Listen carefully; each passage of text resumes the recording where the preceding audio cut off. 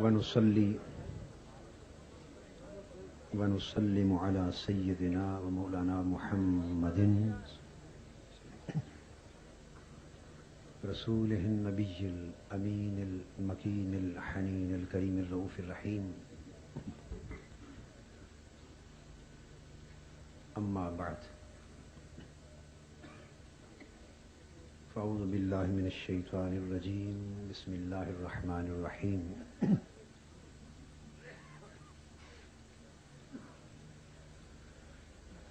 تلك من أنباء الغيب نوحيها إليك ما كنت تعلم أنت ولا قومك من قبل هذا. صدق الله مولانا العظيم. محترم المقام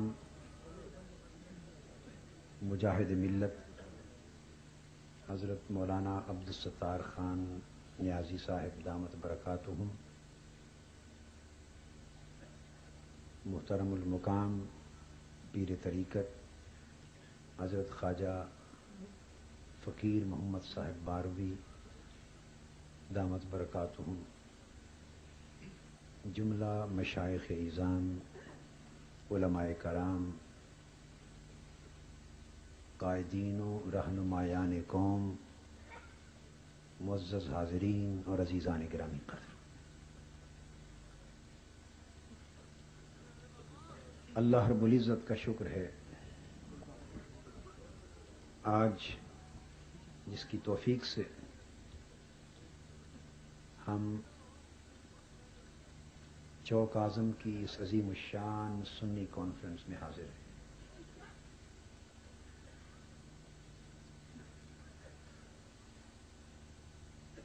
حضور نبی اکرم صلی اللہ علیہ وآلہ وسلم کے نالین پاک کا یہ تصدق جس کی بنا پر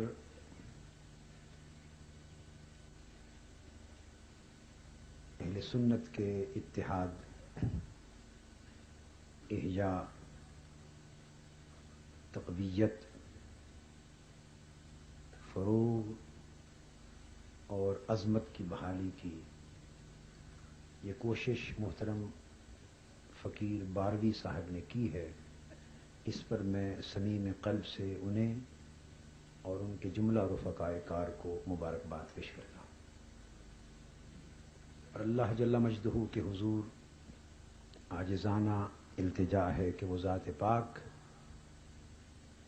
اس مخلصانہ کوشش کو اپنی بارگاہ میں شرف قبول عطا فرمائے اور اسے ایک سلسلہ خیر بنا دے جو اپنے نیک انجام اور نیک نتیجے تک پہنچے۔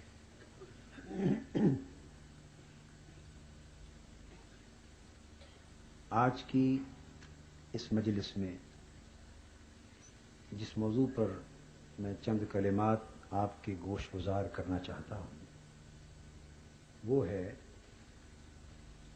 شان نبوت محمدی صلی اللہ علیہ وآلہ وسلم اور سنیت۔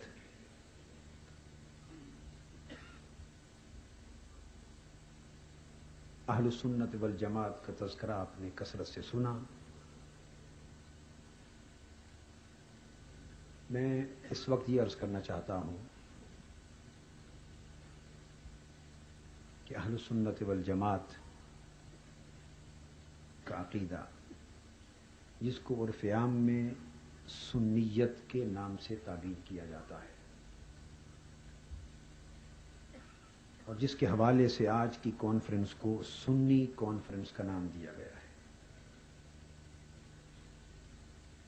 اس عقیدے میں اور اس عقیدے کی پہچان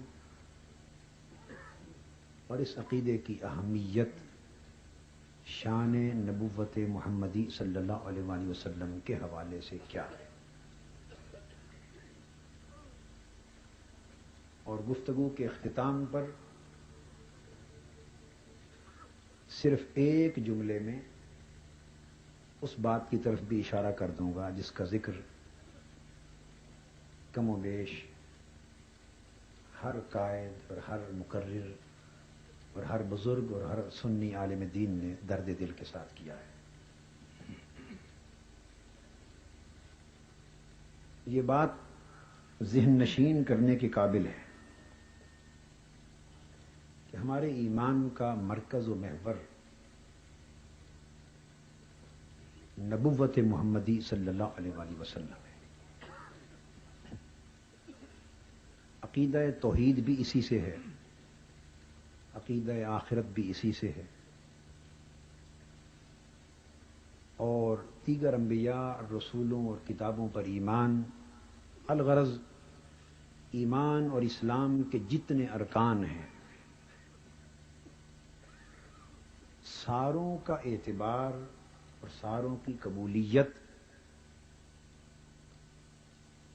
حضور نبی اکرم صلی اللہ علیہ وآلہ وسلم کی نبوت و رسالت پر ایمان کے صحیح ہونے پر ہے.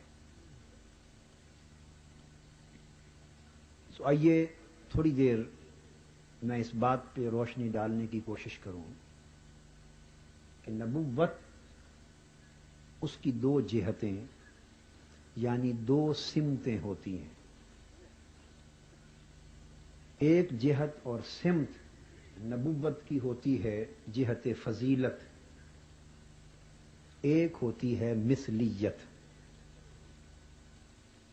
فضیلت کہتے ہیں ایسی خوبیوں کا ہونا جسے دیکھ کر انسان کسی کو دوسروں سے اونچا اور دوسروں سے جدا اور منفرد اور بلند اور عظیم سمجھے. یہ خوبیاں فضیلت کہلاتی.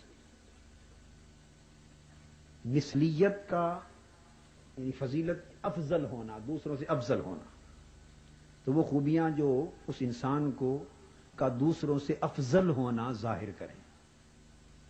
مثلیت سے مراد ایسے علامات اور ایسے احوال اور ایسی چیزیں جسے دیکھ کر لوگ اسے اپنے جیسا سمجھیں، لوگ اسے اپنے جیسا سمجھیں. یہ مثلیت ہے اور وہ فضیلت ہے. نبوت کے اندر یہ دو خوبیاں ہوتی اور نبوت انہی دو خوبیوں کے کمال سے عبارت ہے. فضیلت میں عروج ہوتا ہے، اونچا، مثلیت میں نزول ہوتا ہے. ان دو کی مثال آپ یوں سمجھ لیں تاکہ بات آگے سمجھنا آسان ہو جائے. مثلا حضور علیہ الصلوۃ والسلام کی ذات اقدس ہو یا دیگر انبیاء علیہ السلام، ان کے معجزات. آپ نے انگشت مبارک اٹھائی اور چاند ٹکڑے کر دیا. ایک انگلی کے اشارے سے چاند کا ٹکڑے ہو جانا یہ امر فضیلت کا ہے. آپ نے دست اقدس اٹھایا، ڈوبے ہوئے سورج کو پھر سے پلٹا لیا تاکہ سیدنا علی شیر خدا رضی اللہ تعالیٰ عنہ نماز عصر ادا کر سکے. یہ امر فضیلت کا ہے. آپ نے صحرا میں ریگستان میں جاتے ہوئے ایک شخص سے کہا، عربی دیہاتی، مجھ پر ایمان لاؤ. اس نے کہا کوئی دلیل؟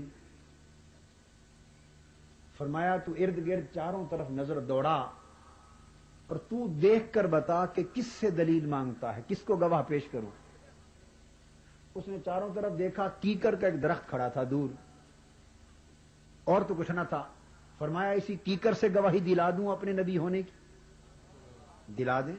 آپ نے اس کو اشارہ کیا، کیکر کا درخت زمین کو پھاڑتا ہوا، جڑیں چیرتا ہوا، زمین چیرتا ہوا آقا کے قدموں میں آ کے سجدہ ریز ہو گیا. اس نے کلمہ پڑھا. یہ امر فضیلت ہے. سو اس طرح کے جتنے واقعات آپ دیکھیں گے آپ بات کو سمجھ گئے. اس کو ہم کہیں گے یہ امور فضیلت کے ہیں. اور مثلیت کیا ہے؟ حضور نبی اکرم صلی اللہ علیہ وسلم نے شادی کی، رشتہ ازدواج میں منسلک ہوئے. اب دیکھنے والا یہ سمجھتا ہے شادی کی، ہم بھی شادی کرتے ہیں. وہ نادان سمجھتا ہے کہ شاید ہمارے جیسے. حضور صلی اللہ علیہ وسلم نے کھانا تناول فرمایا، دیکھنے والا سمجھتا ہے ہم بھی کھانے کے محتاج، وہ بھی کھانے کے محتاج. حضور صلی اللہ علیہ وسلم کو پتھر لگے تبلیغ میں، میدان جنگ میں، رخسار مبارک زخمی ہوئے، خون مبارک گرا. ان حالات کو آپ نے صحابہ کرام کے ساتھ زندگی بسر کی. جب حضور علیہ الصلوۃ والسلام کا وصال ہو گیا تو سیدنا فاروق اعظم رضی اللہ تعالیٰ عنہ زار و قطار رونے لگے, اور زار و قطار روتے ہوئے یہ فرمانے لگے کہ آقا آپ کا کتنا کرم تھا ہم پر کہ آپ عرشی تھے اور ہمارے جیسے خاکیوں کے ساتھ بیٹھ کے کھانا کھاتے تھے. عرشوں پر چلنے والے تھے اور ہمارے ساتھ سفر و حضر میں وقت گزارتے تھے. یہ جو عام انسانی زندگی کے ماحول کے مطابق زندگی گزارنا ہے, اس پہلو کو مثلیت کہتے ہیں. نبوت, فضیلت اور مثلیت دو شانوں کے جمع کرنے کا نام ہے. جس میں فقط فضیلت ہو, مثلیت نہ ہو, وہ ذات نبی نہیں. جس میں فقط مثلیت ہو, فضیلت نہ ہو, وہ بھی نبی نہیں ہو سکتا. نبی کے لیے لازم ہے کہ اس میں فضیلت کے امور بھی ہوں اور ظاہری مثلیت کے امور بھی ہوں. اب یہ بات جب واضح ہو گئی, اس کو قرآن مجید کی آیت کریمہ جو میں نے تلاوت کی اس سے اور ایک اور آیت کے حوالے سے واضح مزید کر دوں تاکہ بات آگے آسان ہو جائے سمجھنا. ایک مثال آپ پہلے سمجھ لیں. مثلا آپ کو ایک بہت بڑے افسر سے کوئی کام ہے, کوئی کمشنر ہے, گورنر ہے, وزیر ہے, کسی بہت بڑے افسر سے, بہت بڑی شخصیت سے, کوئی بہت بڑا مالدار ہے, اس سے کام ہے. آپ اس کے پاس رات کو گئے, دروازہ کھٹکھٹایا, وہ باہر نکلا اور اس نے بڑے خاص انداز کے ساتھ پوچھا کیا کام ہے. آپ نے کہا جی یہ چھوٹا سا معاملہ تھا, بچے کی نوکری کا ہے یا یہ معاملہ ہے, درخواست لایا ہوں, دستخط کر دے, کرم میں کر دے. اس نے کھڑے ہوئے دستخط کر دیے. اس نے کہا اچھا جائیے, یہ وقت آنے کا نہیں ہے, اس وقت نہ آیا کرے. کام کر دیے. بس آپ کی خیریت نہیں پوچھی, حال چال نہیں پوچھا, بے تکلفی نہیں دکھائی, کام کر دیا, اندر چلا گیا. واپس آئے, آپ کے دوستوں نے پوچھا کہ آپ بڑے آدمی کے پاس گئے تھے تو بتاؤ کیسا پایا. آپ نے کہا بھائی کام تو اس نے کر دیا مگر ہے واقعی بڑا آدمی, جیسا سنتے تھے ویسا ہی ہے. اس کی اکڑ گردن اکڑی ہوئی تھی, ماتھے پر بل بھی تھا, کوئی چائے پانی بیٹھنا اٹھنا بھی نہیں پوچھا. آدمی ہے رحم دل, اچھا ہے, کام اس نے کر دیا مگر دوسری تیسری بات نہیں کی مجھ سے, اور آخر میں یہ بھی کہہ دیا کہ یہ وقت آنے کا نہیں, دن کو آیا کرو. آپ کے ذہن میں بڑے آدمی کا ایک نقشہ آ گیا کہ بڑا آدمی ایسا ہوتا. اس کے بعد کسی اور بڑے آدمی سے کام پڑ گیا, اس کے پاس گئے, رات کے 11-12 بجے جا پہنچے, گھنٹی دی, وہ باہر آیا. کیا کیسے؟ اس نے پوچھا, اب یہ الفاظ پر توجہ کیجئے. اس نے پوچھا السلام علیکم, کیسے تشریف لائے؟ آپ نے اپنا مدعا بیان کیا. اس نے کہا اچھا ٹھہریے. دروازہ کھولا, بیٹھک میں آپ کو بلا کے بٹھا دیا, آپ بیٹھ گئے. اس کے بعد پوچھا اچھا فرمائیے ٹھنڈا پئیں گے یا گرم؟ آپ گھبرائے ہوئے ہیں کہ یہ اس سے بھی بڑا, وہ کمشنر تھا یہ گورنر ہے, یہ وہ ڈی سی تھا یہ کمشنر ہے, اس سے بھی بڑا آدمی. آپ گھبرائے ہوئے ہیں کہ اس سے ملا تھا جو اس سے چھوٹا تھا تو اس سے یہ بات پیش آئی تھی, یہ تو اس سے بھی بڑا افسر ہے, خدا جانے جھڑک نہ دے, ڈر لگا ہوا ہے. مگر اس نے بٹھا لیا. اس نے پوچھا پانی پئیں گے, ٹھنڈا پئیں گے, چائے پئیں گے؟ آپ ڈر ڈر کے کہہ رہے ہیں نہیں حضرت کوئی ایسی بات نہیں, آپ تکلیف نہ فرمائیں, بس چھوٹا سا کام ہے, میں تکلیف نہیں. انہوں نے کہا نہیں آپ بھائی ہیں, رات کو آئے ہیں, آپ تشریف رکھیے. آپ کے لیے چائے بنا کے لایا. اس نے اپنے ہاتھ سے چائے کا کپ آپ کو پیش کیا, اپنے ہاتھ سے بنا کے آپ نے چائے پی لی. اس کے بعد جب کر چکے اس نے کہا اچھا آپ حکم فرمائیے کیا ماجرا ہے. آپ نے درخواست نکالی, اس نے دستخط کر دیے, کام کر دیا, اور ساتھ کہا اس کے علاوہ کوئی خدمت میرے لائق. آپ کا سارا خوف جو تھا وہ جاتا رہا, جھجک ختم ہو گئی, جو ڈر تھا بڑے آدمی سے ملنے کا وہ سارا ہی دور ہو گیا. ایک معانست, باہمی محبت اور ہم جنسی کا ایک ماحول پیدا ہو گیا. آپ اس کو بھائی سمجھنے لگے، قریب ہونے لگے۔ اس نے کہا آپ گھبرایا نہ کریں، جب بھی کوئی تکلیف ہو، دن ہو یا رات، بے دھڑک آ جایا کریں میرے پاس، میں آپ کا خادم ہوں، آپ کا بھائی ہوں، آپ کی خدمت کے لیے یہاں آیا ہوں، جس وقت ضرورت ہو آ جایا کریں۔ اس نے ساری باتیں کی، آپ سن کے واپس آ گئے۔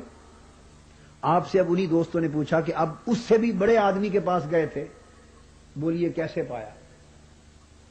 اگر آپ اب یہ جواب دے دیں، بھئی سنتے تو تھے کہ بڑا آدمی ہے، مگر بڑوں والی بات کوئی نہیں دیکھی اس میں، وہ تو اپنے ہاتھ سے مجھے چائے بنا کے پلاتا تھا،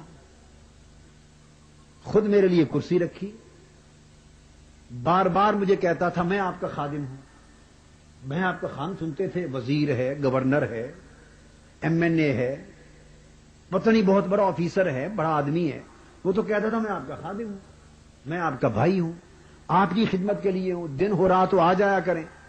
بار بار اس طرح کی بات کرتا تھا، نہ اس کی گردن اکڑی ہوئی تھی، نہ ماتھے پر کوئی بل تھا، نہ کوئی روب رہا، اس قسم کی باتیں تھی، کام بھی کر دیا، بڑوں والی بات کوئی نہیں دیکھی۔ اگر آپ اس کے اس عمل کا نتیجہ یہ اخذ کریں تو اس سوچ پر انا للہ و انا الیہ راجعون پڑھنے کے سوا اور کچھ نہیں بنے۔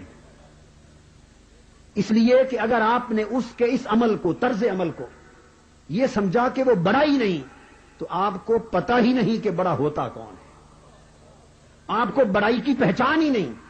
وہ جس کی گردن اکڑی ہوئی تھی، آپ نے اس کی اکڑی گردن کو بڑائی کی علامت جانا۔ وہ جس کے ماتھے پر بل تھا، اس کی پیشانی کے بل کو آپ نے بڑائی کی علامت جانا۔ وہ جس نے چائے کا کپ اور پانی کا گلاس آپ سے نہیں پوچھا، اس کے اسی بدخلقی کو آپ نے بڑا ہونا سمجھا کہ وہ آپ کے ساتھ اس نے مجانست نہیں کی، ہم جنس ہونے کا احساس نہیں دلایا، اور وہ جو حقیقت میں تو اس سے بھی بڑا ہے، مگر آپ کے ذہن میں اس خوف اور ڈر کو ختم کرنے کے لیے بہت بڑا ہو کر اس بڑائی کی کرسی سے اتر کے آپ کے ساتھ آ کے بیٹھا ہے، تاکہ آپ کے اور اس کے درمیان غیریت نہ رہے، خوف نہ رہے، جھجک نہ رہے، ایک پیار پیدا ہو جائے، اور جب بھی کوئی ضرورت ہو آپ بے دھڑک اس کے پاس آ جایا کریں۔ وہ جو اس مقام سے اتر کے آپ کے قریب بیٹھا، اصل بڑائی اس کی تھی کہ تھا اتنا بڑا کہ آپ کی اس کی بڑائی تک رسائی بھی نہ تھی، مگر اصل بڑائی یہ تھی کہ بڑا ہو کر اس نے بڑا ہونا دکھایا نہیں آپ کو۔ ناداں یہ ہے وہ بڑائی۔ انسانی زندگی کی اس بڑائی میں فرق سمجھ لینے کے بعد کتنی نادانی ہے اور ناسمجھی ہے اس شخص کی کہ جو پیکر نبوت کی عظمت کو دیکھے، وہ نبی کی ذات جسے تکنے کے لیے سدرۃ المنتہا پر سارے عالم نور کے فرشتے جمع ہو جائیں اور عرض کریں مولا شب معراج اس نور کے پیکر کی ایک جھلک ہمیں بھی دکھا دے۔ وہ نبی جو اتنا بڑا ہے کہ جو سدرۃ المنتہا سے آگے گزر جائیں اور جبرائیل امین لامکان میں ان کی ہم سفری نہ کر سکیں، وہ نبی جنہیں ثم دنا کی منزل پر پہنچایا گیا، جنہیں پھر ثم فتدلی کی منزل پہ پہنچایا گیا، پھر فکان کعبہ قوسین کی کرسی پر بٹھایا گیا، اور پھر وہاں سے اٹھا کر ادنا کی آغوش قربت میں بٹھایا گیا۔ وہ نبی جو اتنا اونچا، جس کی اونچائی تک کوئی اونچائی نہ پہنچے، جس کی بلندی تک کوئی بلندی نہ پہنچے، جس کی عظمت تک کوئی عظمت نہ پہنچے، اتنا بڑا تھا، اتنا اونچا تھا، بڑا ہے، اونچا ہے، مگر نادانوں ہم جیسے خاکیوں کے ذہنوں سے خوف اور ڈر ختم کرنے کے لیے ہم سے فرماتے رہے آقا نہیں تم میرے بھائی ہو، میں تمہارے جیسا ہوں، میں تمہارے لیے آیا ہوں۔ تم اگر آقا کے فرمان کو یہ سمجھ لو کہ ہمارے جیسا ہے، تمہاری دنیا بھی گئی، آخرت بھی گئی۔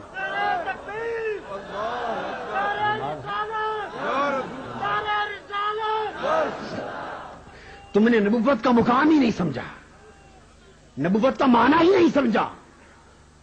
نبوت کو تو معنی یہ ہے کہ فضیلت یہ ہو کہ کعبہ قوسین و ادنا پر بیٹھے، فضیلت یہ ہو کہ کعبہ قوسین او ادنا پر بیٹھے، اور مثلیت یہ ہو کہ شہر مدینہ کی ایک دیوانی عورت آ جائے، عرض کرے محمد صلی اللہ علیہ وسلم مجھے آپ سے کام ہے، میرے ساتھ چلیے، اور آپ ننگے پاؤں بیٹھے ہوں اور اس دیوانی کی ضرورت کو دیکھ کر حضور جوتا بھی نہ پہنے، ہائے ہائے، نالین پاک بھی نہ پہنے، اور یوں ہی ننگے پاؤں آقا چل پڑے۔ وہ دیوانی مدینے کی گلیوں میں گھماتی پھرے اور ساری کائنات کا مالک گھومتا پھرے، اور پھر ایک بازار میں گلی میں جا کے بٹھا دے اور کہے میرے کام کر دو، اور کعبہ قوسین او ادنا کی رفتوں پہ بیٹھنے والا شہر مدینہ کی گلی میں بیٹھ کر دیوانی کے کام کرے۔ فضیلت وہ، مثلیت یہ ہے نبوت۔ اگر اس کے سمجھنے میں مغالطہ ہوا تو پھر نہ نبوت کے معنی کی خبر ہوئی، نہ نبوت کی مقام کی خبر ہوئی۔ تو فضیلت اور مثلیت یہ معنی۔ اب اس کو قرآن مجید کے حوالے سے لیتے ہیں۔ قرآن مجید نے کہا تلک من انباء الغیب نوحیہا الیک، اس آیت کریمہ میں یہ حصہ فضیلت۔ ما کنت تعلم انت ولا قومک من قبل ھذا، یہ مثلیت۔ فرمایا تلک من انباء الغیب نوحیہا الیک، میرے پیارے یہ غیب ہی تو ہے جو ہم تیری طرف بھیجتے ہیں۔ اور غیب کسے کہتے ہیں؟ تلک من انباء الغیب نوحیہا الیک، یہ غیب ہی کی تو خبریں ہیں جو بھیجتے ہیں۔ کتنی نادانی کی بات ہے اگر کوئی یہ سمجھے کہ جو حضور کو بتا دیا تو غیب نہ رہا، بتا دیا تو غیب نہ رہا، اطلاع فرما دی تو غیب نہ رہا۔ نادانو، تو قرآن تو معنی ہی یہ بتا رہا ہے محبوب، یہ جو آپ کو بتا رہے ہیں یہ غیب ہی تو ہے، تو بتا کر بھی غیب ہے، یہ فضیلت ہے۔ ما کنت تعلم، میرے محبوب آپ کو بتانے سے پہلے جب تک ہم نے بتایا نہ تھا، اور یہ علم کی فضیلت دی نہ تھی، اس سے پہلے از خود نہ آپ جانتے تھے نہ آپ کی قوم جانتی تھی۔ یہ مثلیت کا مقام ہے۔ جب تک مثلیت اور فضیلت دونوں کو ملا کے نہ سمجھیں، مقام نبوت کی سمجھ نہیں آ سکتی۔ جدا کر دیں تو گمراہی ہے۔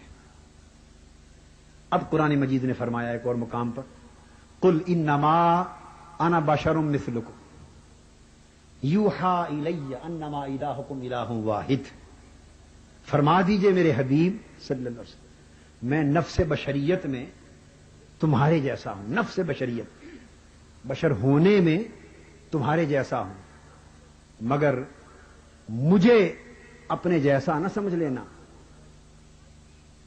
پورے قرآن میں نہیں فرمایا کہ انا مثلکم، میں تمہارے جیسا ہوں، یہ نہیں فرمایا۔ انما انا بشر مثلکم، نفس بشریت میں تمہارے جیسا ہوں مگر میں خود تمہارے جیسا نہیں۔ یوحا الیہ، یہ پہلا حصہ تھا مثلیت کا، اور فضیلت کیا ہے؟ یوحا الیہ۔ اگر ایک پہلو میں مثلیت ہے تو فضیلت کا عالم یہ ہے کہ یہی پیکر بشریت ہے کہ اس کے اندر اس دل میں اللہ کا کلام اترتا ہے جس کو ساری کائنات کے پہاڑ بھی سنبھال نہیں سکتے۔ یہ انوار کلام الہیہ کا مرکز بھی ہے یہ جسم، اور یہ وہی آتی ہے مجھ پر کہ تمہارا الہ ایک ہے۔ یہ فضیلت ہے۔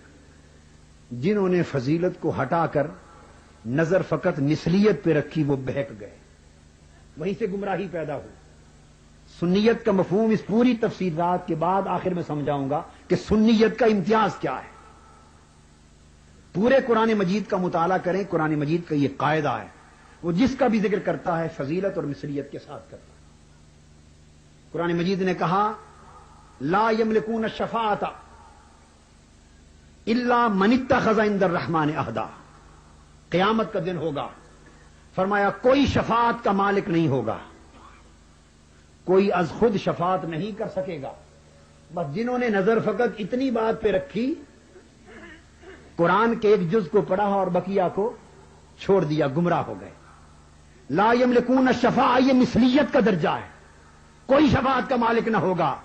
اس کے ساتھ فضیلت کا درجہ ہے الا من اتخذ عند الرحمن عہدا، مگر وہ لوگ جن کو اللہ نے اپنا عہد دے رکھا ہوگا، جن کو اللہ نے ڈگری دے رکھی ہوگی، سرٹیفکیٹ دے رکھا ہوگا، اور جن سے کال کر رکھا ہوگا، وہ قیامت کے دن سب کے سامنے اللہ کی بارگاہ میں شفاعت کر رہے ہوں گے۔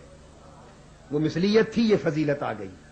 فرمایا من ذا الذی یشفع عندہ الا باذنہ، من ذا الذی یشفع عندہ، کون ہے جو اللہ کی بارگاہ میں شفاعت کر سکے؟ نفی کر دی، یہ درجہ مثلیت ہے۔ کون ہے جو طاقت رکھے اللہ کی بارگاہ میں منہ کھولنے، زبان کھولنے اور شفاعت کرنے کی؟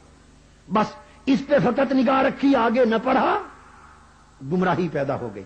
فرمایا اللہ باذنہ، سوائے ان لوگوں کے جن کے ہاتھ میں اللہ نے اذن شفاعت دے رکھا ہے، جن کو اللہ نے معزون بنا رکھا ہے، جن سے عہد کر رکھا ہے کہ میرے حبیب قیامت کے دن عرش پر میں ہوں گا، میری عدالت بپا ہوگی، اور عرش پر میری دائیں جانب تیرا مقام ہوگا، اور تو ایک کرسی پر بیٹھا ہوگا، وہ کرسی مقام محمود ہوگی۔ عسیٰ ان یبعثک ربک مقاما محمودا، اس مقام محمود پر میرے حبیب آپ بیٹھے ہوں گے، اذن شفاعت آپ کے ہاتھ میں ہوگا، اور جب تک آپ راضی نہ ہوں گے اس وقت تک قیامت کی عدالت برخاست نہ ہوگی۔ وَلَسَوْفَ يُؤْتِيكَ رَبُّكَ فَتَرْضَىٰ، یہ فضیلت کا باب آ گیا۔ قرآن مجید نے کہا الْأَخِلَّاءُ يَوْمَئِذٍ بَعْضُهُمْ لِبَعْضٍ عَدُوٌّ، یہ سارے بھائی، باپ بیٹے، میاں بیوی، دوست، احباب، سب آپس میں بھائی بیلی قیامت کے دن دشمن ہو جائیں گے، کوئی کسی کو نہیں پہچانے گا۔ یہ بیان درجہ مثلیت میں۔ الا المتقین، قیامت میں کوئی کسی کا باں بیلی نہیں ہوگا۔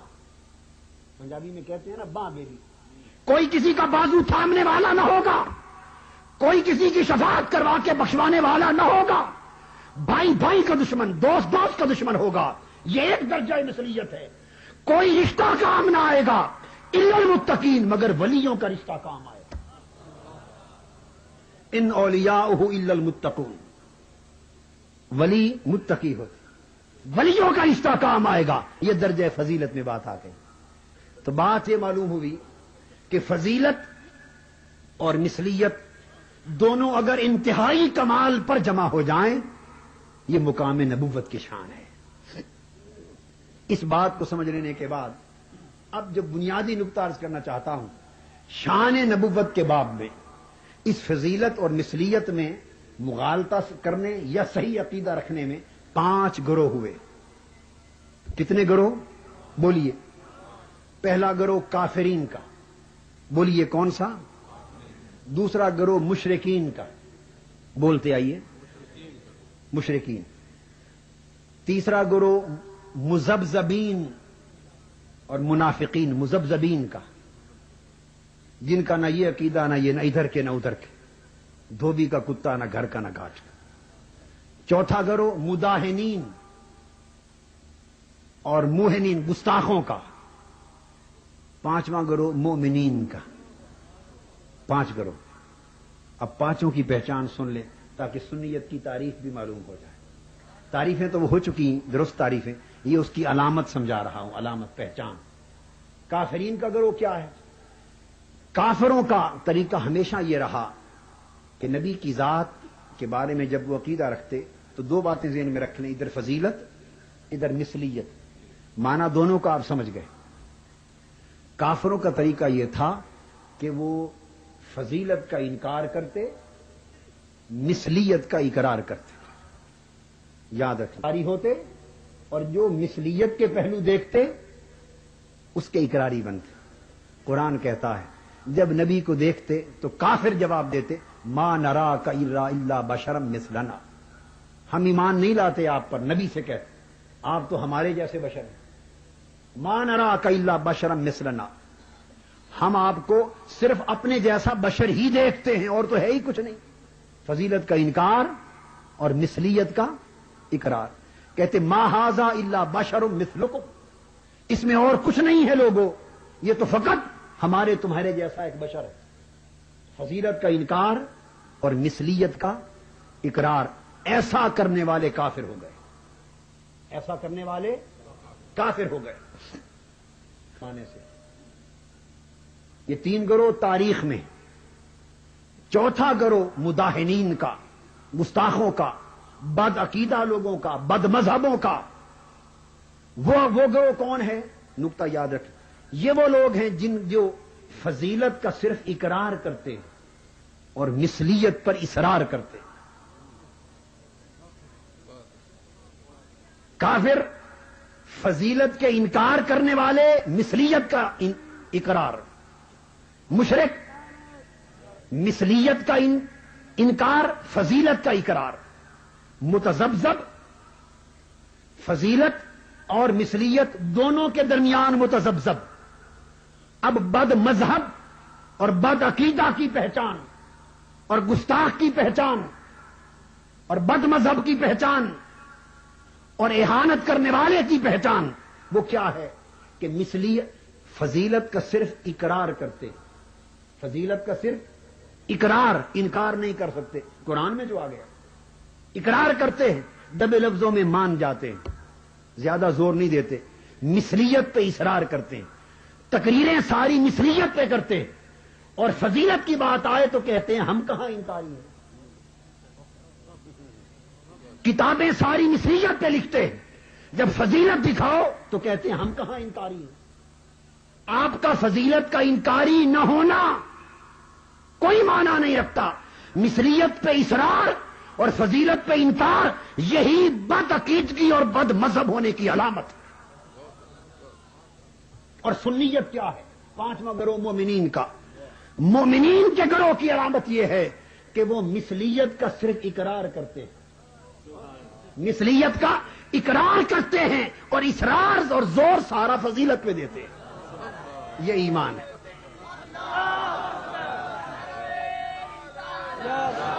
آج سنیت اور غیر سنیت کی ایک موٹی علامت سمجھ لیں، لمبی چوڑی باتوں میں آپ نہیں جا سکیں گے، اہل علم کے لیے بڑے پیمانے ہیں، مگر سادہ لوگوں کے لیے موٹی بات۔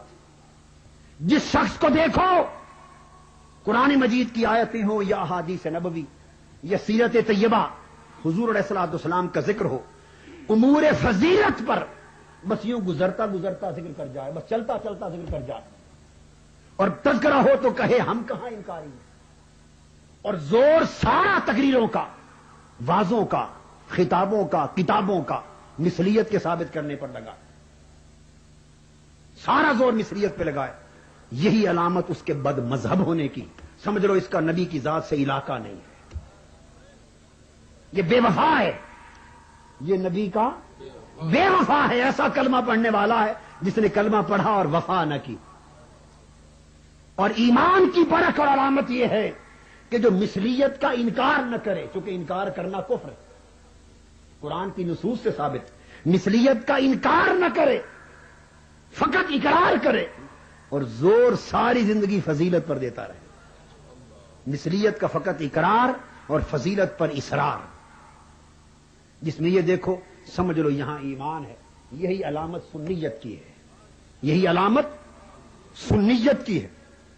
اب میں چونکہ اہل السنہ والجماعہ کے حوالے سے بات ہوئی، میں جماعت صحابہ اور جماعت کفار دونوں کا موازنہ اس نقطے پہ کراتا ہوں آپ کو۔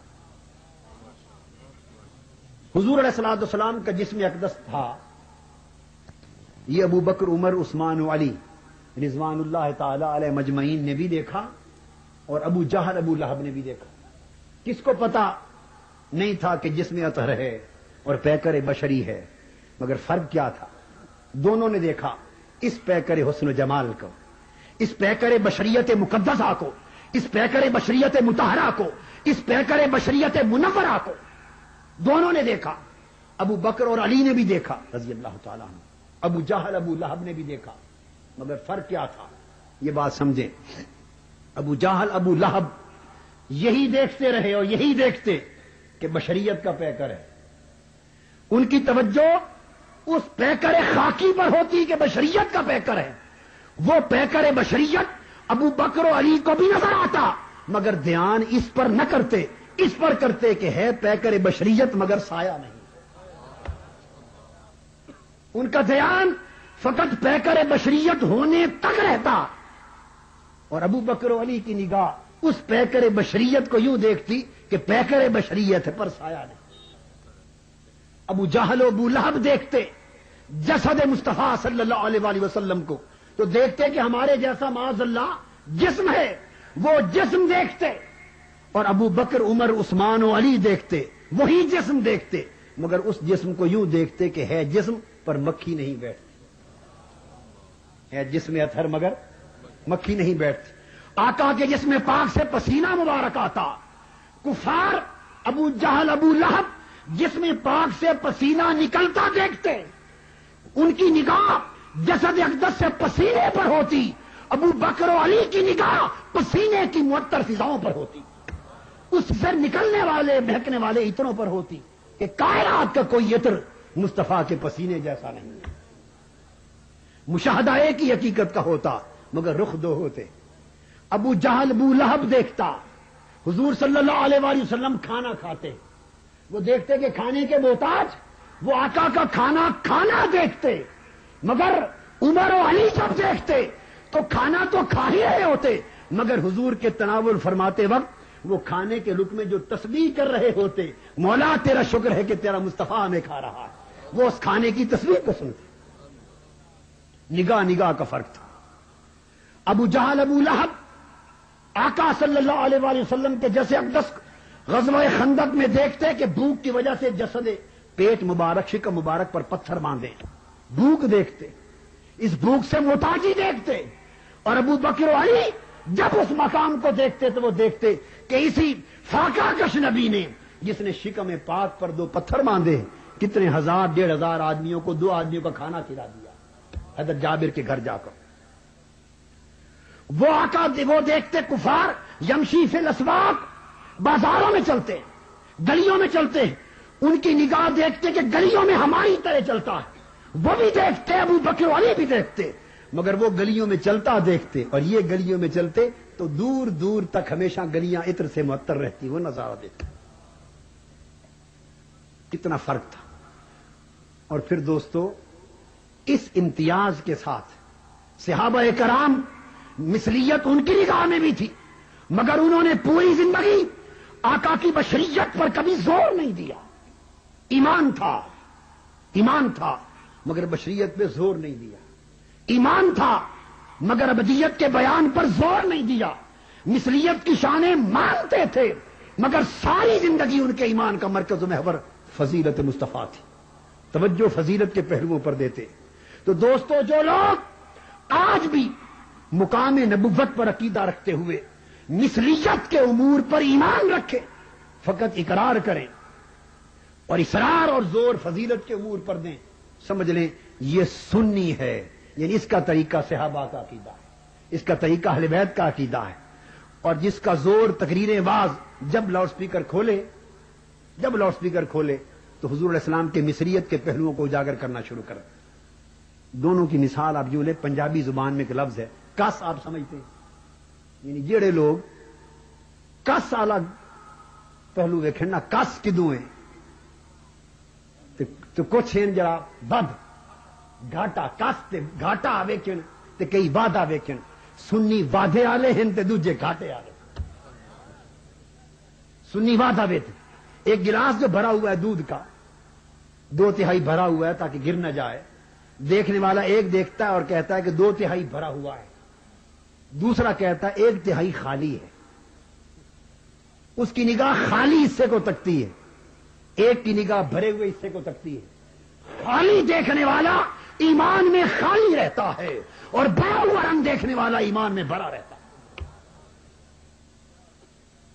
قرآن مجید نے جو سنت عطا کی، قرآن مجید نے کہا یا اکٹھی بات کرو عقیدے کی وضاحت رہے، مگر اکیلی بات کرنے لگو، جب اکیلا ایک بیان کرو، مثلیت اور فضیلت دونوں میں سے ایک کو بیان کرو اگر، تو مثلیت کی ضرورت نہیں، اس پر ایمان کافی، اکیلا بیان کرو تو فضیلت کا کرو۔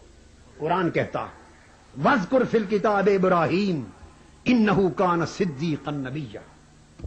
اکیلی بات کر رہا ہے قرآن، میری کتاب میں میرے ابراہیم کا ذکر کر، وہ بڑا صدق والا نبی تھا۔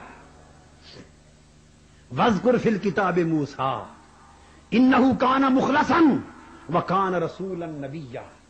میری کتاب میں میرے موسیٰ کا بھی ذکر کر، وہ نفس کی قید سے آزاد تھا، مخلصاً نفس کی قید سے آزاد تھا، بڑا بلند مرتبہ رسول و نبی تھا۔ وَاذْكُرْ فِي الْكِتَابِ اسماعیل إِنَّهُ كَانَ صَادِقُ الْوَعْدِ وَكَانَ رَسُولًا نَبِيًّا۔ اور آگے فرمایا وَكَانَ عِندَ رَبِّهِ مَرْضِيًّا۔ میری کتاب میں میرے اسماعیل کا ذکر کر، وہ سچا تھا قول کا اور رسول و نبی تھا، اور میری بارگاہ میں مقام رضا پر فائز تھا۔ وذکر فی الکتاب، آگے فرمایا اسی طرح وذکر فی الکتاب ادریس انہ کان صدیقا نبیا ورفعناہ مکانا علیہ۔ اب کتاب میں میرے ادریس کا بھی ذکر کر، وہ بھی صاحب صدق نبی تھے اور ہم نے ان کو اونچے مقام عطا کیے تھے۔ اور پھر سارے نبیوں کا ذکر کر کے قرآن نے کہا وَكُلًّا جَعَلْنَا صَالِحِينَ، ہم نے سارے نبیوں کو حضوری والا بنایا۔ کُلًّا جَعَلْنَا صَالِحِينَ، ہم نے سارے نبیوں کو حضوری والا بنایا۔ اور سارے نبیوں کے ذکر کے بعد سورہ انبیاء ختم کی یہ کہہ کر وَمَا أَرْسَلْنَاكَ إِلَّا رَحْمَةً لِّلْعَالَمِينَ، سارے نبی حضوری والے تھے، اور جب میرے مصطفیٰ کی باری آئی میں نے اپنی رحمت کا سراپا بنا دیا۔ جب فضیلت اور مثلیت دو میں سے ایک کو چنو تو تنہا فضیلت کی بات کرو۔ وجہ یہ ہے کہ فضیلت اس لیے، سن لیجئے بڑا اہم بات، فضیلت اس لیے کہ کمالات معلوم ہوں، عظمت کا پتہ چلے، اور مثلیت اس لیے کہ تواضع انکساری کا سبق ملے۔ فضیلت اس لیے کہ اللہ کی بارگاہ میں محبوبیت کی شان اجاگر ہو، اس کا محبوب ہے۔ مثلیت اس لیے کہ اللہ کی بارگاہ میں عبدیت اور بندگی کی شان اجاگر ہو کہ اس کا عبد مقرب ہے، بزرگی والے بندے۔ فضیلت اس لیے کہ انوار رسالت سے، انوار چہرہ رسالت سے انوار خدا چمکے۔ فضیلت اس لیے کہ چہرہ رسالت سے انوار خدا چمکے، اور مثلیت اس لیے کہ وجود رسالت سے مقام عبدیت کا درس ملے۔ فضیلت اس لیے کہ پیکر نبوت سے مظہریت الہیہ کی شان اجاگر ہو، اور مثلیت اس لیے کہ اس پیکر نبوت سے شان انسانیت کی خبر ملے۔ فضیلت اور مثلیت کو دونوں کو اس لیے جمع کیا گیا تاکہ نبی کے مقام بلند کا بھی عقیدہ ہو، اور اتنے بلند مقام پر آقا کو دیکھ کر شرک کا شائبہ بھی پیدا نہ ہو، شرک کی نفی بھی ہو۔ فضیلت و مثلیت کو جمع کرنے کے بعد نبوت ایک ایسے مقام پر جاتی ہے کہ جہاں مقام نبوت آشکار ہوتا ہے اور پتہ چلتا ہے کہ یہ نبی عبد ہے، معبود نہیں ہے، یہ نبی نور اللہ ہے، اللہ نہیں ہے۔ فضیلت کے ساتھ مثلیت کو اس لیے جمع کیا، محبوبیت کے ساتھ عبدیت کو اس لیے جمع کیا، مقربیت کے ساتھ آقا کی انکساری کو اس لیے جمع کیا کہ پتہ چلے کہ یہ نبی نور اللہ ہے، اللہ نہیں، یہ نبی مظہر خدا ہے، خدا نہیں، اور خدا تو نہیں مگر خدا سے جدا بھی نہیں۔ مثلیت و فضیلت دونوں کو ملا کر جب دیکھتے ہو تو نبی خدا نظر نہیں آتا مگر خدا سے جدا بھی نظر نہیں آتا۔ تم ذات خدا سے نہ جدا ہو نہ خدا ہو، تم ذات خدا سے نہ جدا ہو نہ خدا ہو، اللہ ہی کو معلوم ہے کیا جانیے کیا ہو۔ دونوں مرتبے جماؤ تو مقام بلند کی بھی سمجھ آتی ہے، اور نفی شرک کا بھی لزوم ہوتا ہے۔ قرآن مجید نے امت کو عقیدہ نبوت کے باب میں متوجہ کرنے کے لیے فضیلتوں کی طرف نگاہ کرائی، فرمایا تلک الرسل فضلنا بعضهم علی بعض منهم من کلم اللہ ورفع بعضهم درجات، یہ سب رسول ہیں، نفس رسالت میں برابر ہیں مگر بعضوں کو بعضوں پر افضل بنایا ہے۔ اور پھر فرمایا وَلَقَدْ فَضَّلْنَا بَعْضَ النَّبِيِّينَ عَلَى بَعْضٍ، سارے انبیاء بنائے نفس نبوت میں برابر ہیں مگر مقامات اور کمالات نبوت میں بعضوں کو بعضوں پر فضیلت دی۔ ہمیں جھنجھوڑا کہ انظر کیف فضلنا بعضهم علی بعض، اے غافل دیکھ، اے بھولوں میں پڑے ہوئے دیکھ، اے توحید کے حقائق کو نہ سمجھنے والے دیکھ، اے مقام و مرتبہ نبوت سے ناآشنا انظر کیف فضلنا بعضهم علی بعض، تو مثلیت کے چکروں میں ہی گم ہے۔ تو فقط مصریت کے گرداب میں گم ہے. دیکھ ہم نے ساروں کو بلند کیا اور پھر بلندیوں میں کس طرح کس کو کس پر فضیلت عطا کی. خالی مصریت پہ نگاہ نہ رکھ. انظر کیف فضلنا بعضهم علی بعض. دیکھ ہم نے فضیلتیں کس طرح بانٹی. دکھایا جا رہا ہے. یوں مصریت کہہ کر نہیں دکھایا کہ دیکھ کیسے ایک جیسا بنایا. یہ نہیں کہا. فرمایا دیکھ. اس لیے معلوم تھا کہ مثلیت ہر ایک کو نظر آتی. مثلیت کی سمجھ ہر ایک کو آتی. فضیلت کی سمجھ کسی کسی کو آتی. بشریت کی شان ابو بکر ابو جہل بھی دیکھتا تھا. ابو بکر عمر عثمان و علی بھی دیکھتے تھے رضوان اللہ تعالی علیہ مجمعین. بشریت کا پردہ بشریت کا مرتبہ ہر ایک کو نظر آتا تھا. مگر نورانیت کی شان اس بشریت کے جلوے میں ہر ایک کو نہیں کسی کسی کو نظر آتی تھی. وہ ابو جہل ابو لہب کو نظر نہیں آتی تھی. ابو بکر و علی کو نظر آتی تھی. بشریت ہر ایک کو نظر آئی. نورانیت کسی کسی کو نظر آئی. مگر بات آگے بڑھی. نورانیت کسی کسی نے دیکھی مگر مصطفیٰ کی حقیقت کسی نے بھی نہ دیکھی.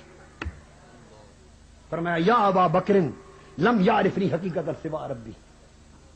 بشریت تک ہر کوئی پہنچا اور پھر اپنے فہم کے مطابق کوئی گمراہ ہو گیا کوئی حقیقت پا گیا. نورانیت تک کوئی پہنچا اور حقیقت تک سوائے رب کے کوئی اور نہ پہنچا. اس لیے فضیلت کے امر کی طرف متوجہ کیا کہ یہ امر نازک ہے. یہ امر نازک ہے. تو میں یہ عرض کر رہا تھا قرآن مجید اور طریقے صحابہ کو دیکھیں تو قرآن مجید اس امر کو واضح کرتا ہے کہ مثلیت کے باوجود حقیقت کے بعد میں قرآن کہتا ہے ان الذین یبایعونک انما یبایعون اللہ. یہ بات اسی طرح ہے جیسے اللہ کی اس کی شان میں تنزیہ اور تشبیہ کی بات. تنزیہ اور تشبیہ کی بات اس کا منزہ ہونا اور تشبیہات کا ذکر متشابہات میں آنا. یہ مقام فضیلت و مثلیت کا اس طرح ہے. فرمایا ان الذین یبایعونک بیعت کی بات تھی. انما یبایعون اللہ. حضور نے حدیبیہ کے مقام پر 1400 صحابہ سے بیعت لی. اب نگاہیں دو ہیں. واقعہ ہم تک پہنچ گیا حدیث کے ذریعے. واقعہ ہم تک پہنچ گیا. اب آج دو آدمی بیٹھے ہیں دو نگاہیں. حضور علیہ الصلوۃ والسلام نے بیعت لی. سیدنا عثمان غنی مکہ میں تھے موجود نہ تھے. پھر ان کی بیعت بھی اپنے دست پاک سے لی. خبر انہوں نے پھیلائی کہ عثمان کو قتل کر دیا گیا ہے. جہاد کے لیے بیعت لی. یہ واقعہ پہنچا. اب نگاہیں دو ہیں. اسی واقعے کو ایک نگاہ نے دیکھا ان الذین یبایعونک انما یبایعون اللہ. اس کو یہ سمجھ آئی اس نگاہ والے کو یہ سمجھ آئی کہ اگر پتہ ہوتا حضور کو کہ میرے عثمان شہید نہیں کیے گئے تو بیعت کیوں لیتے. ایک طریقہ ہے دیکھنے کا. یہ زاویہ نگاہ کا فرق ہے. سمجھ آ جائے تو سنیت کی حقیقت معلوم ہو جائے. ایک نے یہی واقعہ یہی روایت پڑھی پہنچا. اس نے کہا اگر حضرت عثمان کے شہید نہ ہونے کا پتہ ہوتا بیعت کیوں لیتے. ایک نے اس میں سے بات کو یوں دیکھا. دوسرے نے اسی میں سے بات کو یوں دیکھا اگر آقا کو یہ پتہ نہ ہوتا کہ میرا عثمان شہید نہیں ہوا اور زندہ ہونے کا یقین نہ ہوتا تو عثمان کی بیعت اپنے ہاتھ پر کیوں لیتے. ایک ہی واقعہ ایک ہی روایت دونوں باتیں موجود. ایک مثلیت کو تلاش کر رہا ہے یعنی کس گاٹے والا پہلو تلاش کرتا ہے. ایک وعدے والا پہلو تلاش کرتا. ایمان کی بات. ایک دیکھتا ہے کہ بیعت لی وہ بیعت کے عمل میں نقص نکالتا ہے. دوسرا دیکھتا ید اللہ فوق ایدیہم. تم کس چکر میں پڑے ہو. یہ دیکھو کہ بیعت مصطفیٰ نے لی. رب نے کہا میرے حبیب یہ بیعت آپ کے ہاتھ پر نہیں رب کے ہاتھ پر ہے. کفار نے محاصرہ کر لیا. آقا کے قتل شہید کرنے کے منصوبے بن گئے. حضور علیہ الصلوۃ والسلام باہر نکلے سورہ یاسین پڑھ کے گگریاں پھینکی. اب اس واقعے کو ایک دیکھتا ہے اور کہتا ہے کہ کفار نے محاصرہ کر لیا. اگر ہمت ہوتی تو خود کو بچا نہ لیتے. وہ قتل ہو جاتے سارے مارے جاتے. رات کو نکل کیوں گئے چھوڑ کے کیوں چلے گئے. ان کو بزم کر دیتے. ایک یوں دیکھنا چاہتا ہے. دوسرا قرآن کی نگاہ سے جہاں پر سنیت استوار ہوتی وہ دیکھتا ہے ما رمیت اذ رمیت ولکن اللہ رما. میرے حبیب وہ کنکریاں جو تو نے ماری وہ تو نے نہیں ماری وہ تو میں نے ماری تھی. وہ اس عمل کو ید رسول کو ید خدا دیکھتا اور رسول کا صبر اور معجزہ دیکھتا ہے، دوسرا اسی کے اندر نقص کا پہلو دیکھتا ہے۔ عبداللہ بن ابی مر گئے، راس المنافقین تھا، مر گیا۔ اس وقت تک حکم نہیں آیا تھا کہ ان کا جنازہ نہ پڑھاؤ، قبروں پر کھڑے نہ ہو، بعد میں آیا۔ حضور صلی اللہ علیہ وسلم اس کی قبر پہ کھڑے تھے، حکم آ گیا کہ حبیب ان کی قبروں پر کھڑے نہ ہوا کر۔ اب واقعہ تو ایک ہی، مگر ایک اس کو دیکھتا ہے تو کہتا ہے کہ اگر نبی کے کھڑے ہونے سے بخشش ہوتی تو عبداللہ بن ابی بخشا نہ جاتا۔ ایک یوں دیکھتا ہے، بخشش ہوتی تو عبداللہ بن ابی بخشا نہ جاتا، کیوں فرمایا جاتا کہ ان کی قبر سے ہٹ جا؟ ایک سوچ کا رخ یہ ہے، اور دوسرا سوچ کا رخ جس کا نام سنیت ہے، اس نے بھی الگ کوئی دلیل نہیں دی، وہ یہی کہتا ہے نادان، اگر رسول کے کھڑے ہونے سے عبداللہ بن ابی کا عذاب نہ ٹلتا ہوتا تو قبر سے ہٹنے کا حکم کیوں آتا؟ حکم اسی لیے آیا، محبوب اس بدبخت کی قبر سے ہٹ جا، جب تک تیرے قدم اس کی قبر پر ہیں عذاب نہیں آ سکتا۔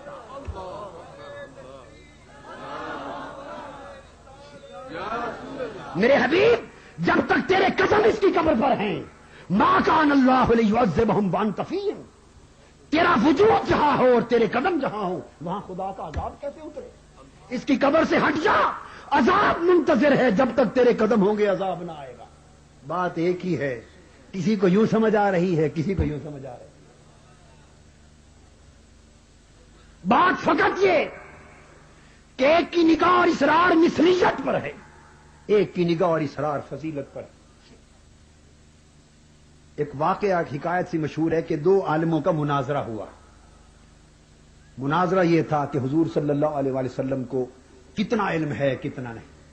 استغفر اللہ العظیم، بدنصیبی امت کی کہ اپنے عقل کے پیمانوں سے اور مطالعہ کے پیمانوں سے علم مصطفیٰ کو ناپتے۔ مناظرہ تھا، ساری رات دونوں عالم اپنے شاگردوں کو لے کر کتابیں کھنگالتے رہے، ادھر بھی کتابوں کا ڈھیر، ادھر بھی کتابوں کا ڈھیر، ساری رات نہ وہ سوئے نہ وہ سوئے۔ صبح مناظرے کا میدان گرم ہو گیا، اسٹیج پر آ گئے۔ ان میں جو ایک سنی تھا، اس نے مناظرہ شروع ہونے سے پہلے کہا، لوگوں ایک بات میری پہلے سن لو، پھر مناظرہ شروع کر لینا۔ اس نے کہا میں نے بھی ساری رات نیند گوائی، اس نے بھی ساری رات نیند گوائی ہے، سویا یہ بھی نہیں، سویا میں بھی نہیں۔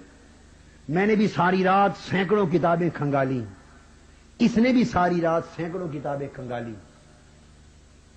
یہ بھی کلمہ پڑھتا ہے آقا کا، میں بھی کلمہ پڑھتا ہوں حضور کا، مگر رات بسر اس نے بھی کی میں نے بھی کی، فرق یہ رہا میں ساری رات یہ تلاش کرتا رہا، یہ ساری رات یہ شخص ساری رات کتابوں میں یہ تلاش کرتا رہا کہ کہیں یہ لکھا مل جائے کہ حضور کو یہ بھی پتہ نہیں تھا، یہ مل جائے کہ اس کا بھی علم نہ تھا، یہ مل جائے اس کی بھی خبر نہ تھی۔ یہ ساری رات کتابوں سے معاذ اللہ استغفر اللہ اپنے نبی کی لا علمی تلاش کرتا رہا، استغفر اللہ العظیم۔ اور میں ساری رات یہی تلاش کرتا رہا کہ یہ مل جائے کہ میرے نبی کو سب کچھ پتا تھا، ہائے ہائے ہائے، میرے نبی کو سارا کچھ اللہ نے دے رکھا تھا۔ میں ساری رات علم تلاش کرتا رہا کہ میرا نبی یہ بھی جانتا تھا، یہ بھی جانتا تھا، یہ بھی جانتا، میرے نبی یہ بھی جانتے ہیں، یہ بھی جانتے ہیں، یہ بھی جانتے ہیں، اور یہ بھی جانیں گے اور یہ بھی جانتے رہیں گے۔ میں ساری رات یہی دیکھتا رہا، یہ لا علمیاں دیکھتا رہا۔ بس اتنا بتا دو امتی ہونے کا حق اس نے ادا کیا یا میں نے ادا کیا؟ وہی بات، کس گھاٹے والا پہلو کون دیکھتا رہا، گھاٹے والا پہلو کون دیکھتا؟ مناظرہ ختم ہو گیا۔ دوستو سنیت کسی شخصیت کا نام نہیں ہے، کسی فرقے کا نام نہیں ہے، ذہن میں رکھ لیں یہ بات۔ سنیت ایک عقیدہ ہے، کون سا عقیدہ؟ جو قرآن نے دیا، بس اس کے سوا کچھ نہیں۔ عقائد قرآنی کی صحیح تعبیر، اسی کا نام سنیت ہے۔ عقائد حدیث نبوی کی صحیح تعبیر، اسی کا عنوان سنیت ہے۔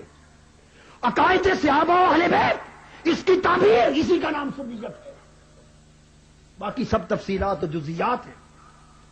اور وہ عقیدہ یہ، سنیت اس سوچ کا نام ہے کہ مثلیت کا انکار نہ کرو، پر زندگی یار کے اونچی شانوں کو تلاش کرنے میں گزار دو، زندگی فضیلت تلاش کرنے میں گزار دو۔ محمد محمد کریں دے گزر گئی، سنیت یہ ہے محمد محمد کریں دے گزر گئی، احد کولو احمد گلیں دے گزر گئی۔ محبوب کو محبوب کے ہاں تلاش کرو، محبوب کا روح کھاؤ، اپنی نگاہ سے نہ دیکھو، اس نگاہ سے دیکھو جس سے خدا دکھانا چاہتا ہے۔ حضور کے 2 مرتبے تھے، کبھی مقام ابدیت پہ کھڑے ہوتے، اللہ کے حضور مقام بندگی پر کھڑے ہوتے، اور بندگی کے مقام پہ کھڑے ہو کے آپ کی بندگی کا حق تھا کہ یوں عرض کرتے میں تو کچھ بھی نہیں۔ بندگی کا حسن یہی ہے، مولا میں تو کچھ بھی نہیں، میرے پاس تو کچھ نہیں، سب تیرے پاس، میں کسی شے کا مالک نہیں، ہر شے کا مالک تو، میں کچھ نہیں جانتا، سب کچھ تو جانتا ہے، مجھے خبر نہیں کیا ہوگا، سب کچھ تیرے ہاتھ میں ہے۔ یہ زبان زبان بندگی ہے، زبان عقیدہ نہیں، یہ لسان ابدیت ہے۔ اس لیے ہے کہ کوئی نبی کو خدا نہ سمجھ لے، جیسے یہود و نصارہ سے غلطی ہوئی۔ نبی نے مقام ابدیت پہ کھڑے ہو کر اپنی ابدیت کا حق ادا کرتے ہوئے یوں فرمایا، اور ایک مقام محبوبیت کا ہے، جب نبی خدا کی بارگاہ میں کھڑے ہوتے اور اپنے آپ کو اللہ کی بارگاہ میں پیش کرتے ہیں تو اسی طرح پیش کرتے، اسی طرح پیش کرتے۔ اب دیکھنا یہ ہے کہ خدا اپنے حبیب کو کس طرح پیش کرنا۔ نبی نے اپنی ابدیت کو پیش کرنے کا حق ادا کر دیا، اور خدا نے بھی اپنے محبوب کو دنیا کے سامنے پیش کرنے کا حق ادا کر دیا۔ جب نبی نے کہا ما ادری ما یفعل بی ولا بکم، ابدیت کا حق ادا کر دیا۔ جب نبی نے کہا لو کنت عالم الغیب لاستکثرت من الخیر وما مسنی السوء، آقا نے ابدیت کا حق ادا کر دیا۔ یہ سارے کلمات آج جو مناظروں کا موضوع بن گئے، ارے نادانو سمجھو یہ تو مصطفیٰ کا اظہار ابدیت تھا اور نفی شرک تھا۔ مقام مصطفیٰ کا وہ ہے جو رب دکھا رہا ہے، کیسے؟ یہ فرما کر یہی عبد مقرب جب شہر مکہ کی گلیوں میں چلتا ہے تو فرماتا ہے لا اقسم بہذا البلد وانت حل بہذا البلد، میرے حبیب میں رب ہوں اور مستغنی ہوں قسم کھانے سے، میں مستغنی ہوں قسم کھانے سے، لا زائدہ ہے، مجھے قسمیں کھانے کی حاجت نہیں، مستغنی ہو کر بھی شہر مکہ کی قسم کھاتا ہوں۔ کیوں؟ اس لیے نہیں کہ یہاں کعبہ ہے، اس لیے نہیں کہ یہاں حتیم ہے، اس لیے نہیں کہ حجر اسود ہے، اس لیے نہیں کہ صفا مروہ ہے، اس لیے نہیں کہ لوگ دور دور سے چل کے میرے گھر کے طواف کو آتے ہیں۔ لا اقسم بہذا البلد، ان وجہوں سے قسم نہیں کھاتا، نافیہ بھی ہے، زائدہ بھی ہے، کئی اقسام ہیں، اور کھاتا ہوں قسم شہر مکہ کی۔ کیوں؟ وانت حل بہذا البلد، پیارے صرف اس لیے کہ تیرے تلوے اس شہر کی گلی پر لگے، تیرا گھر اس شہر میں ہے۔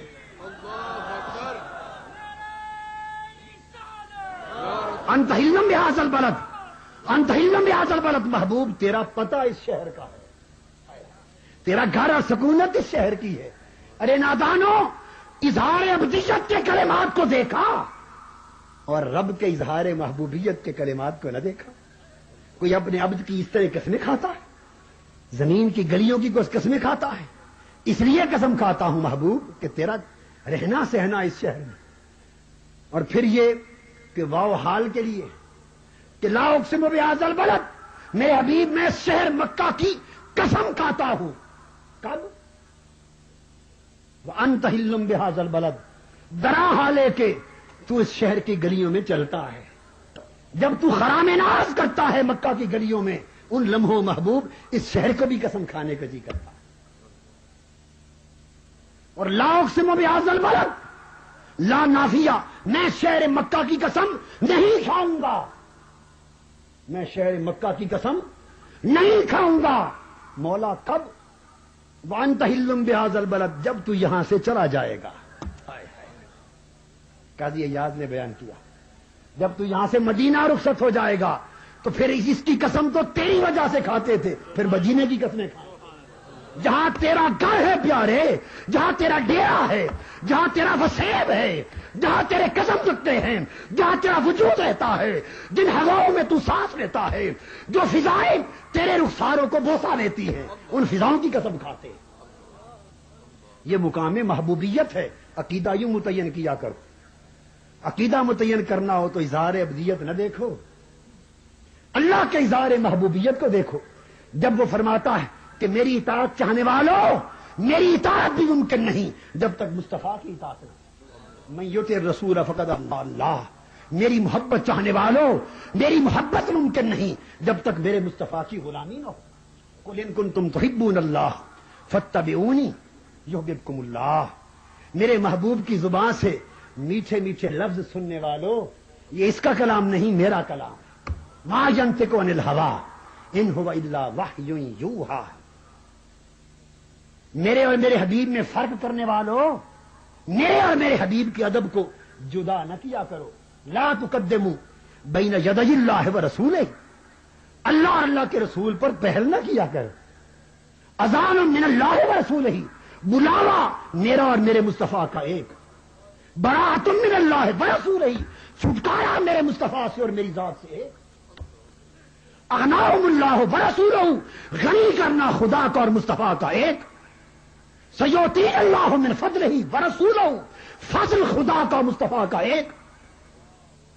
محبت ایک، اطاعت ایک، ادب ایک، قربت ایک، ہاتھ ایک، بیعت ایک،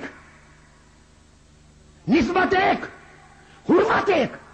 انما یحاربون اللہ ورسولہ، جو اللہ اور اللہ کے رسول سے محاربت کرتے ہیں۔ انما یحرمون اللہ ورسولہ، اللہ اور اللہ کے رسول نے حرام کیا۔ وہ تحریم ایک، محاربت ایک، معصیت ایک۔ ومن یعص اللہ ورسولہ ویتعدی حدودہ، جو حدوں کو توڑے خدا کی، اللہ اور اللہ کے رسول کا گناہ گار ہو جائے۔ من اطاع محمدا فقد اطاع اللہ ومن عصى محمدا فقد عصى اللہ ومحمد فرق بین الناس۔ جو اللہ کی محمد کی اطاعت کرے وہ اللہ کا اطاعت گزار ہو گیا صلی اللہ علیہ وسلم۔ جو محمد کا نافرمان ہوا صلی اللہ علیہ وسلم، اللہ کا نافرمان ہو گیا۔ اور لوگوں، سنیت اور غیر سنیت کا فرق، محمد فرق بین الناس، فرق دیکھنا چاہتے ہو تو محمد کو دیکھا کرو صلی اللہ علیہ وسلم۔ کون میرے محمد کا ہے، کون میرے محمد کا نہیں ہے۔ جو میرے مصطفیٰ کا ہے وہ میرا ہے، جو میرے مصطفیٰ کا نہیں وہ میرا نہیں۔ بخشش چاہتے ہو، وَلَوْ أَنَّهُمْ إِذ ظَلَمُوا أَنفُسَهُمْ جَاءُوكَ، مجھے منانا چاہتے ہو میرے مصطفیٰ کے در پر آ جاؤ۔ میری رضا چاہتے ہو، وَاللَّهُ وَرَسُولُهُ حَقٌّ يُرْضُوهُ، اللہ اور اس کا رسول حقدار ہے کہ اسے راضی کیا جائے۔ بات دو کی ہے، ضمیر واحد کا ہے۔ بات دو کی ہے، ضمیر واحد کا ہے۔ مولا، تیرے اور تیرے حبیب کی بات ہوئی ہے۔ یردو ہو، واحد کی ضمیر کیوں فرمائی؟ فرمایا اس لیے کہ ذاتیں دو ہیں مگر رضا تو ایک ہے۔ نفسن خدا اور مصطفیٰ جدا ہیں، حکمن ایک ہے۔ جس کا فتویٰ لگانے کو جی چاہے ہزار لگا لے، ذمہ دار ہے۔ نفسن خدا اور مصطفیٰ جدا ہیں، حکمن ایک۔ نفسن جدا، نسبتاً ایک۔ نفسن جدا، محبتاً ایک۔ نفسن جدا، اطاعتاً ایک۔ ذاتاً جدا، قربتاً ایک۔ اس لیے کسی عارف نے کہا، ہک ہے، ہک ہے، ہک ہے، ہک ہے، ہک ہے، ہک ہے، جیڑا ہک کو ڈو کر جانے، کافر تے مشرک ہے۔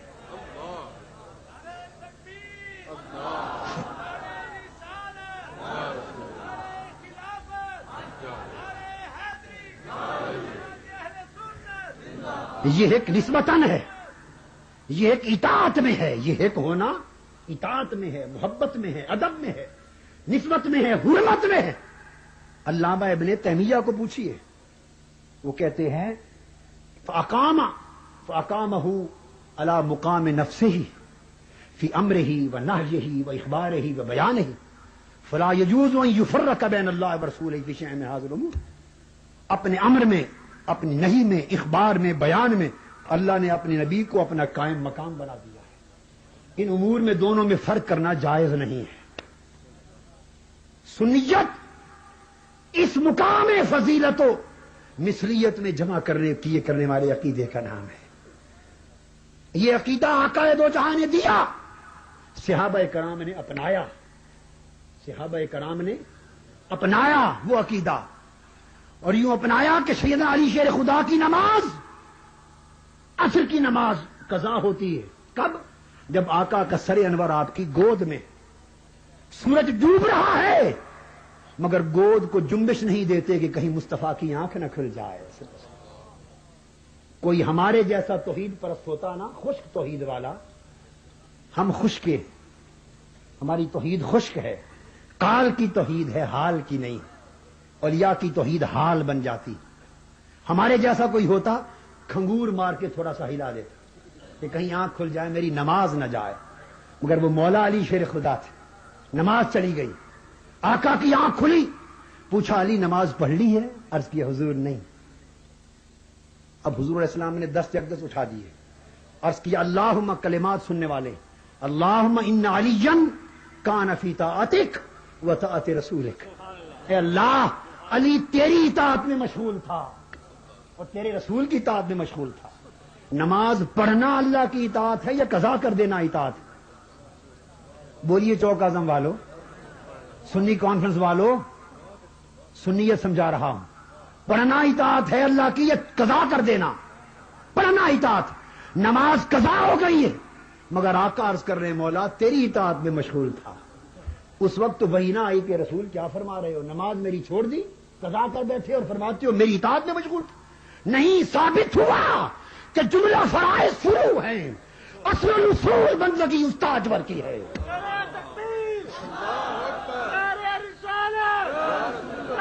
نماز اگر آرام مصطفیٰ پہ قربان ہو گئی وہ بھی قضا نہیں، ادا ہے.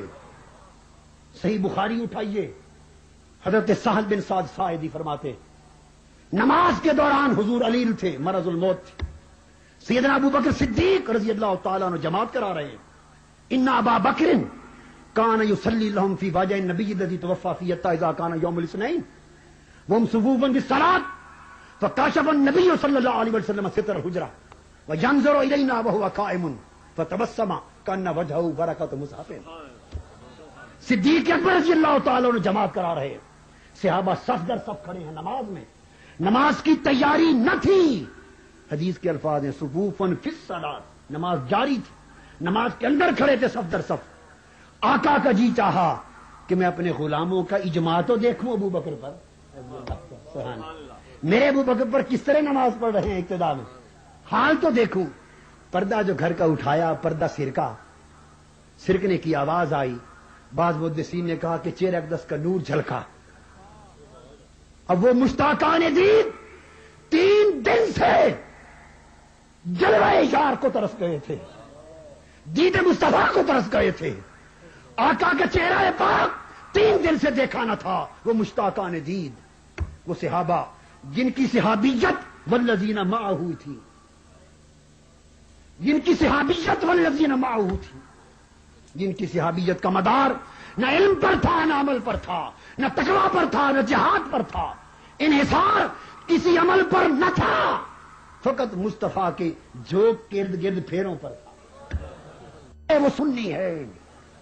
کہتا تھا کہ ایمان کیسے ہیں، کعبے پر منحصر ہیں یا میری نسبت پر منحصر ہے؟ اگر حضور کی نسبت پر منحصر ہے تو کعبہ بھی قبول، اور حضور کی نسبت پر منحصر. السلام کا چہرہ پاک سامنے آیا، آواز آئی، اندازہ ہوا کہ آقا آ گئے.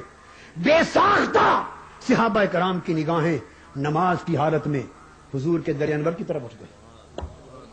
فرماتے ہیں کان وجہہ برکۃ مصحف فہممنا ان نفتتن من الفرح برؤیت النبی صلی اللہ علیہ وسلم. بولیے نماز کی طرف منہ ہو، سجدہ گاہ پر نگاہیں ہو. نماز ابو بکر اور صحابہ کی ہو، ہماری بھی نہیں. بائیں طرف آقا پردہ ہٹا کے کھڑے ہیں، نیچے نگاہ کر کے کھڑا ہو، بائیں طرف والا نظر آتا ہے؟ بولیے آتا ہے نظر؟ نماز کی حالت میں چہرے مصطفیٰ کیسے نظر آ گیا؟ ایک ہی سبیل تھی کہ پردہ ہٹا. ہر ایک کو خبر تھی کہ حضور کے سوا اہل بیت پاک میں سے اور تو کوئی پردہ ہٹا نہیں سکتا، یہ جلوہ یار ہوگا. اس وقت ایک کشمکش تھی. عقل نے کہا ہوگا صحابیوں، چہرے کعبے کی طرف رکھنا، ادھر نہ پھیرنا۔ عشق نے کہا ہوگا ادھر کعبہ ہے تو آج ادھر کعبے کا بھی کعبہ ہے۔ عقل نے کہا ہوگا اگر چہرے پھر گئے نمازیں قضا ہو جائیں گی۔ عشق نے کہا ہوگا نمازیں جو قضا ہوں پھر ادا ہوں، نگاہوں کی قضائیں کب ادا ہوں۔ آج تک لو یار کا چہرہ خدا جانے اس عالم میں دکھائی دے نہ دے۔ نمازیں بھول گئی، کعبے کی سمتیں بھول گئی۔ ارے کیوں نہ بھولتے؟ یہ وہی صحابہ تھے جنہوں نے اپنے کانوں سے سنا تھا قد نرى تقلب وجهك في السماء فلنولينك قبلة ترضاها۔ ارے کعبے تو بنتے ہی مصطفیٰ کی رضا سے ہیں، کعبے تو بنتے ہی مصطفیٰ کی رضا سے ہیں۔ وہ رضا مل گئی تو کعبہ بھی مل گیا اور کعبے والا بھی مل گیا۔ رضا نہ ملی تو کعبے کی دیواروں سے چمٹ کے کھڑے رہو، کچھ نہ ملا۔ چمٹ کے کھڑے رہو، کعبہ سنبھالتے رہو، خدمت کرتے رہو، کچھ نہ ملا۔ مل گئے حضور تو سمجھو خدا ملا۔ حضور علیہ السلام نے اپنے کچھ گستاخوں کو قتل کرنے کا حکم فرمایا۔ 6 گستاخان رسول تھے، ایک ٹولہ تھا، فرمایا قتل کر دو۔ صحابہ کرام حکم تھا گستاخ رسول کو زندہ نہ چھوڑا جائے، قتل کر دیا جائے۔ اور معلوم ہے آگے ارشاد کیا تھا؟ فَاقْتُلُوهُمْ حَيْثُ وَجَدتُّمُوهُمْ لَوْ كَانُوا تَحْتَ أَسْتَارِ الْكَعْبَةِ۔ میرے گستاخوں کو قتل کر دو، خواہ کعبے کے غلاف کے نیچے کعبے سے چمٹے ہی کیوں نہ کھڑے ہو، خواہ کعبے کے غلاف کے نیچے چھپے ہوں، قتل کر دو میرے گستاخ کو۔ اس لیے کہ جسے میرا حیا نہیں اس کا کعبے سے بھی کوئی واسطہ نہیں، جس کا مجھ سے واسطہ نہیں، جو مصطفیٰ کا نہیں وہ خدا کا نہیں، کعبے سے اس کا کیا تعلق۔ صحابہ کرام نے تک لیا، فرماتے ہیں دیدار مصطفیٰ کی فرحت کا عالم یہ تھا۔ اور بعض محدثین نے تو یہاں تک لکھا ہے، پڑھیے اس حدیث کی شرح، کہ کئی صحابہ وجد میں آ گئے۔ آقا کا دیدار جو ہوا 3 دن کے بعد کئی حالت نماز میں کود پڑے، اچھل پڑے، نماز ٹوٹ جانے کا اندیشہ ہو گیا۔ جب منظر دیکھا یہ تو مقتدیوں کا حال تھا، یہ تو مقتدیوں کا حال تھا۔ اب امام کی بھی خبر لو، سیدنا صدیق اکبر فناکس ابو بکر علی عقبیہ لیصل الصف وظن ان النبی صلی اللہ علیہ وسلم خارج الی الصلاۃ۔ ابو بکر صدیق نے مصلی چھوڑ دیا رضی اللہ، پچھلی صف پہ آنے لگے۔ یہ خیال آیا کہ شاید حضور تشریف لے آئے۔ نماز میں آقا کی آمد پر مصلی چھوڑ دینا ادب مصطفیٰ تھا، عبادت خدا کی ادب مصطفیٰ تھا۔ یہ سنیت ہے، عبادت خدا کی ادب مصطفیٰ کا۔ آج ہم روتے پھرتے کہ نماز میں حضور کا خیال لے آنا، نماز ہوئی یا نہ ہوئی؟ ہائے ہائے، ارے کون سی نمازیں اٹھاتے پھرتے ہیں؟ پھینک دو ایسی نمازوں کو جہنم میں۔ جو حضور کے خیال کے آنے پر نماز نہ ہو اس نماز کی حقدار جہنم ہے۔ نماز تو یہ ہے کہ عبادت خدا کی ہو، ادب مصطفیٰ کا ہو۔ اور جب یا ایھا النبی السلام علیک ایھا النبی ہو تو آقا کے چہرے پاک کی طرف توجہ کر کے سلام ہو۔ اور کئی عرفاء وہ ہوئے جن کو نسبت نصیب ہوتی ہے، وہ والسلام علینا وعلی عباد اللہ الصالحین آگے چلتے تب ہیں جب حضور سے سلام کا جواب پا لیتے ہیں۔ مگر کوئی اس راہ چلے تو گاؤں کی خبر ملے، اس راستے پر ہی نہیں چلنا تو گاؤں کہاں سے ملے گا؟ آقا نے منظر دیکھا عاشقوں کا، فرمایا اشار الینا ان اتموا صلاتکم وارخوا الستر۔ فرمایا میرے صحابیوں جو منظر میں نے دیکھنا تھا دیکھ لیا، تمہارے ایمان کا امتحان چاہتا تھا کہ ایمان کیسے ہیں، کعبے پر منحصر ہیں یا میری نسبت پر منحصر ہیں؟ اگر حضور کی نسبت پر منحصر ہے تو کعبہ بھی قبول، اور حضور کی نسبت پر منحصر نہیں تو کعبہ بھی، کعبے سے تعلق بھی ان کا ناقبول ہے۔ دوستو یہ سنیت ہے، اس سنیت کے مفہوم کو سمجھو تاکہ سینوں میں عشق مصطفیٰ کی آگ لگے، کرن چمکے، ایک آگ جلے، شعلہ بنے، اور بڑھتے بڑھتے پھر سینے میں عشق مصطفیٰ کا بھانبڑ مچ جائے، بھانبڑ مچ جائے۔ اویس کرنی تو کوئی نہیں ہو سکتا، مگر کرن کی ہوا کے جھونکے لے لو، یہ سنیت ہے۔ کرنی کے ہوا کے جھونکے لے لو، یہ سنیت ہے۔ سنیت کا یہی مدار ہے جو میں نے عرض کر دیا۔ اگر یہ چیز نصیب ہو گئی تو پھر جنتیں کیا، عالم دنیا و آخرت ساری مومن اور سنی کی میراث ہے۔ یہ نہ ہوئی تو خالی بات ہی بات ہے. سنیت مقام نبوت محمدی صلی اللہ علیہ وسلم کے حوالے سے بیان کرنے کے بعد آخری دو جملے جو میں نے کہا تھا ختم کر رہا ہوں، وہ سنیت کے اتحاد پر. مجھے تو اتنی بات کہنے کی ضرورت ہے، سنیت پر اتحاد خالی خولی تقریروں، واضحوں، نعروں، جذباتی باتوں سے نہیں ہوگا. حقیقت پسند ہو کے سوچو. اتحاد کی دو شکلیں عرض کر دیتا ہوں بس. فقط غیروں کو چھوڑ دو، پہلی شرط. سنیت کا اتحاد چاہنے والوں، شرط اول ایک ہے، غیروں کو چھوڑ دو. اگلی اب نعرہ رسالت بھی لگا لو، لگ گیا تو بس بس میں غیروں کو چھوڑ دیا جائے. میں کوئی نام نہیں لیتا، خواہ وہ میری ذات ہو خواہ کسی اور کی ذات ہو. نام نہیں، اصولی بات. خواہ میری ذات ہے خواہ کسی اور کی ذات. غیروں کو چھوڑ دیا جائے. پہلے تو اپنے اکٹھے ہو جائیں. ارے غیروں کے دروازوں پر جانے والوں، کس سنیت کے اتحاد کی بات کرتے ہیں؟ آپس میں اکٹھے ہو جائیں. پہلی بات. اس چیز کو طے کر کے اگلی ایک ہی تجویز، وہ بھی حضرت مجاہد ملت کی اجازت سے، بس اس پر عمل کر لیں.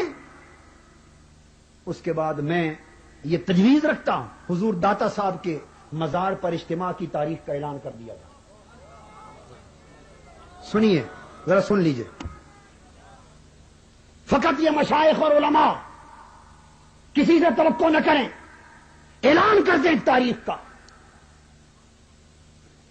اخبارات میں اشتہار دے دیں، قائدین کے نام لکھ دیں. فلاں تاریخ اتنے بجے حضور داتا صاحب کے مزار کے سائے میں اتحاد سنیت کے عملی اعلان، اقدام اور اعلان کے لیے اجتماع ہوگا. غیروں کو چھوڑ کر آؤ، اور پھر جو اتحاد سے انکار کر دے اسے گولی مار کے شہید کر دو.